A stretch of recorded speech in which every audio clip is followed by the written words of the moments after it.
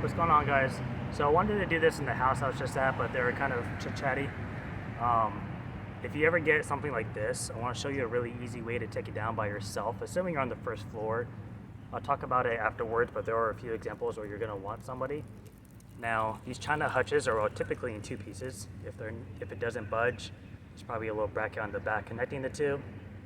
If there's glass shelves in it that come out, take them out first. If not, you're good to go. This is a smaller one, but the bigger ones are actually easier to do this for, so keep that in mind as you watch. But what I'm basically gonna do is I'm gonna turn it to the side, bring it down, and then swing it around.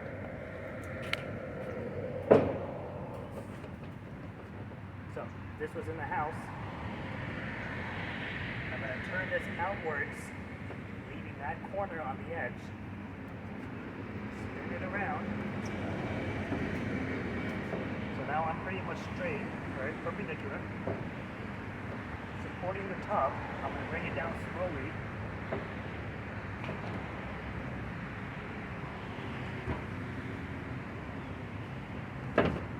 So now it's on the ground, it's off the top. All you have to do now is just turn this, and you can basically rotate it around. And then put it on the ground. Alright, so the demonstration was obviously done on a smaller China hutch. They're typically a little bigger, and the more common ones are usually 6 to 8 feet long, and they range anywhere from about 4 to 6 feet tall. So it's basically a queen to king size mattress to give you a more visualization for shape-wise.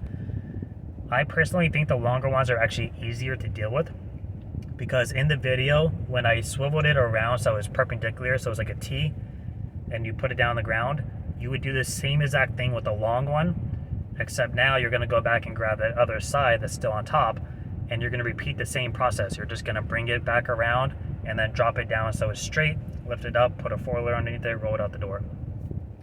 Now, you're going to have to keep in mind of your surroundings and your environment. Maybe the house is a little bit more cluttered. You don't have the space to do this process. Maybe there's a dining room table right there, which is very common for these layouts.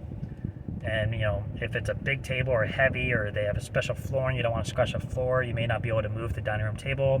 The client may not want you to move the dining room table despite it interfering with their job. They don't care. So you're going to have to kind of figure these things out as you go. I would also recommend having someone with you if you're having to go down flights of stairs with the big ones. They are doable. I have done them myself by simply sliding it down the stairs really carefully. I'll get behind it and go backwards and support the weight.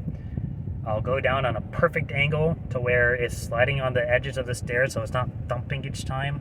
When you get to the very end, you just kind of lift up on it a little bit, slide it around, walk to the back, grab the piece, shimmy it over, put it down so you're not cracking and just slamming the ground. And then the only thing you have to really watch out for is to make sure you don't hit the doors on any railings, because you don't want to break the glass and cause a mess, because now you're creating a hazard for the other residents of that building or their pets. So those are things to kind of keep in mind. Or again, if the house is really cluttered, you may not have that space, you're going to want someone to just pick it up and walk it out the door with you. So what I would do is, if anyone ever calls and says, yeah, I got one of those China cabinets or cabinet, I've heard a hutch, a dresser with the top, a China cabinet, a China kitchen, and a glass cabinet. If anyone ever tells me that stuff, I ask them to send me a picture so I can see how big it is and where it is. There might be a chandelier right in front of it. It might be cluttered on both sides, so I may not have the option of doing it myself. And as you know, I do my jobs by myself unless I really need someone. So I like to know in advance so I don't get there and then figure out I'm screwed. So just things to keep in mind. Hopefully this kind of helps out if you do these jobs yourself. Obviously you can take what I do and then kind of put your own spin on it, and you'll learn what works for you. But if you have any pieces that you typically have problems with that you kind of want like a visualization of, comment it down below, and the next time I have that piece, I'll try to get a video of it. At least coming from like a former mover standpoint.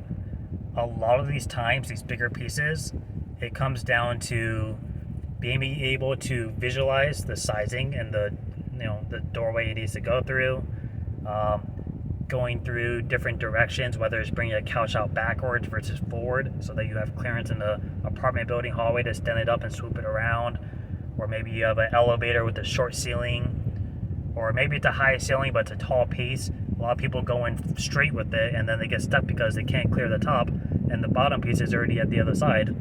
But if you were to go around backwards and bring that tall end piece first and stand it up, now you're in. But these are like, it's the directions that you go that usually messes with people.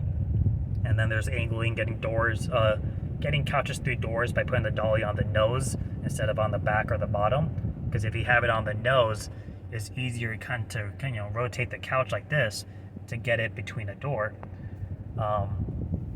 It's situations like that are usually tricky for people, but it's just knowing your angles and your directions. So, if I come across pieces that you guys comment, I'll try to record them. But until then, hope everyone is staying strong in October.